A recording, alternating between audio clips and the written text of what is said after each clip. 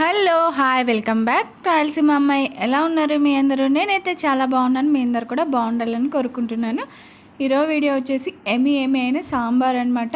So బయట దొరికే రసం పౌడరు సాంబార్ పౌడర్ లేకోకుండా ఇంట్లోనే చాలా ఈజీగా టేస్టీగా అయితే చేసుకోవచ్చు.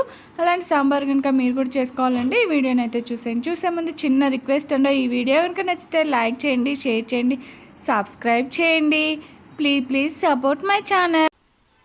ఇక ముందుగా అయితే నేను ఒక గ్లాస్ కందిపప్పును అయితే తీసుకున్నానండి. కందిపప్పు తీసుకొని బాగా వాష్ చేసేసుకొని ఒక 10 నుంచి 15 నిమిషాల్లో అయితే నానబెట్టేసుకున్నాను అనమాట. అలా నానబెట్టేసుకోవడం వల్ల మనకి గ్యాస్ ప్రాబ్లం అనేది రాకోకుండా ఉంటుంది. సో వీలైతే మీరు కూడా ఇలా ట్రై చేయండి. నిజంగా గ్యాస్ ప్రాబ్లం అనేది ఉండదన్నమాట ఇలా నానబెట్టడం వల్ల. ఇక నానిన తర్వాత ఒక కుక్కర్ అయితే తీసుకున్నాను. కుక్కర్ అయితే తీసుకొని అందులో వాటర్తో సహా వేసేసుకున్నానండి. వేసేసుకొని ఇంకొద్దిగా వాటర్ని కూడా యాడ్ చేసేసుకొని ఒక 4 to 5 విజిల్స్ వరకు వచ్చే వరకు మెత్తగా అయితే ఉడకబెట్టేసుకున్నాను అనమాట.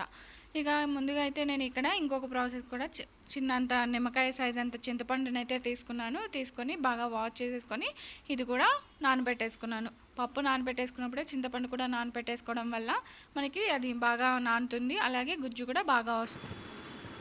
ఇక సాంబార్ చేయడానికి అయితే ఇక్కడ కావాల్సిన కూరగాయలను అయితే తీసుకున్నాను అనమాట. ఇక్కడ నేను వచ్చేసి మునక్కాయ, క్యారెట్, అలాగే ఆనియన్, వంకాయ ఇవన్నీ కూడా తీసుకున్నాను. మీకు ఆప్షనల్, మీరు ఏవి కావాలంటే అవి తీసుకోవచ్చు అనమాట.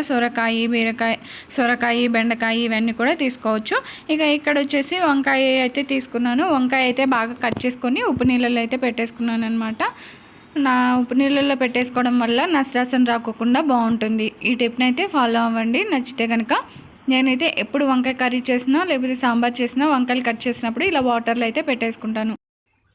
ఇప్పుడు స్టవ్ మీద అయితే ఒక బాండీ అయితే పెట్టేసుకొని తగినంత ఆయిల్ అనేది వేసుకున్నాను. వేసుకున్న తర్వాత బాగా వేడైన తర్వాత చిన్నగా కట్ చేసి పెట్టుకున్న ఆనియన్ అనేది అందులో యాడ్ చేసుకుంటున్నానండి.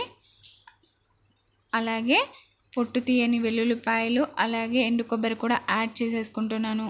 యాడ్ చేసేసుకొని వెల్లుల్లిపాయలు కూడా వేగిన తర్వాత ఎండు కొబ్బరి కూడా యాడ్ చేసుకున్నానండి. యాడ్ చేసుకొని కొంచెం వేపుకున్నాను అనమాట. కొంచెం పచ్చివాసన పోయే వరకు వేపేసుకొని ఎండు కొబ్బరి వేసుకున్నాక ఎక్కువ వేసుకోవద్దు, వేపితే అలా మాడిపోతుంది అనమాట. సో కొద్దిగా వేగిన తర్వాత తీసేసుకొని చల్లార్చుకొని ఒక మిక్సీ జార్ అయితే తీసుకున్నానండి. మిక్సీ జార్ తీసుకొని పేస్ట్ అయితే చాలా స్మూత్గా పేస్ట్ అయితే పట్టుకొని పక్కకైతే పెట్టేసుకున్నాను అనమాట. పెట్టేసుకున్న తర్వాత అదే బాండీలో అదే నూనెలో కొద్దిగా పోపు దినుసులు అయితే వేసేసుకున్నాను. పోపు దినుసులు వేసుకొని ఇక మనం కట్ చేసుకున్న వెజిటబుల్స్ అన్నీ కూడా ఒకదాని తర్వాత ఒకటి అయితే వేసుకోవాలండి. ముందుగా అయితే మునక్కాయలు కొద్దిగా ఉడకడానికి టైం పడుతుంది కదా. సో ముందుగా అయితే నేను మునక్కాయలు అయితే వేసుకున్నాను అనమాట. మునక్కాయలు వేసుకున్న తర్వాత ఇక మనం కట్ చేసుకున్న ఉల్లిపాయలు, అలాగే వంకాయ, మనకి సాంబార్కి ఏ కూరగాయలన్నీ, క్యారెట్ అవన్నీ కూడా కట్ చేసుకున్నాం కదా, అవన్నీ కూడా ఒకదాని తర్వాత ఒకటైతే వేసేసుకున్నాను. వేసేసుకున్న తర్వాత ఇవి కొద్దిగా మగ్గడానికైతే సరిపడంత సాల్ట్ను, అలాగే చిటికెడంత పసుపు కూడా యాడ్ చేసేసుకొని 2 నిమిషాలు అయితే అలా కలుపుకున్నాను అనమాట. కలిపేసుకొని మూత అయితే పెట్టేసుకొని ఒక 5 మినిట్స్ అయితే సిమ్లోనే పెట్టేసుకొని ఉడికించుకున్నానండి. సిమ్లో పెట్టేసుకొని ఉప్పేసుకున్నాం కదా, సో తొందరగా మగ్గిపోతాయి అన్నమాట.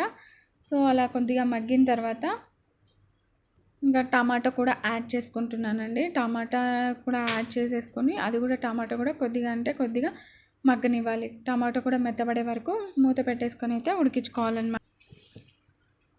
టమాటా కొద్దిగా మెత్తబడిన తర్వాత మనం ముందుగా అయితే చింతపండు నానబెట్టుకున్నాం కదండి. ఆ నానబెట్టుకున్న చింతపండులో నుంచి గుజ్జంతా తీసేసి ఓన్లీ రసం మాత్రమే అందులో అయితే వేసుకోవాలి. వేసుకున్న తర్వాత కొద్దిగా కలుపుకొని ఈ చింతపండు రసం కూడా మొక్కలకి అంతా సరిపడే ఎగిరిపోయే వరకు కూడా ఉడికించుకోవాలన్నమాట.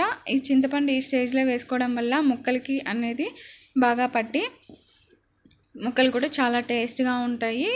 అలాగే ఈ చింతపండు వేయడం వల్ల ఈ స్టేజ్లో మునక్కాయ అనేది విడిపోకోకుండా ఉంటుందన్నమాట. చాలా బాగుంటుందండి. ఈ స్టేజ్లో వేసుకొని చింతపండు గుజ్జు అంతా కూడా ఎగిరిపోయే వరకు అయితే ఉడికించుకోవాలి. ఇక చింతపండు గుజ్జు అంతా కూడా ఎగిరిపోయిన తర్వాత మనం ముందుగా పట్టుకున్నాం కదండి, పేస్ట్ అయితే పట్టుకున్నాం కదా, ఉల్లిపాయ, అలాగే ఎండు కొబ్బరి, అది వెల్లుల్లిపాయ వేసుకొని వేపుకున్న పేస్ట్ చేసి పెట్టుకున్న పేస్ట్ని అయితే ఇందులో యాడ్ చేసుకుంటున్నాను. ఈ పేస్ట్ వల్ల కూడా టేస్ట్ అంతా ఈ పేస్ట్లోనే ఉంటుందండి. ఇలా చేసుకోవడం వల్ల మరింత రుచి వస్తుందన్నమాట సాంబార్కి. ఈ పేస్ట్ని అయితే వేసుకొని, ఈ పేస్ట్ వేసుకోవడం వల్ల బయట మనకి దొరికే రసం పౌడర్ కానీ సాంబార్ పౌడర్ కానీ వేసుకోవాల్సిన అవసరం లేదు.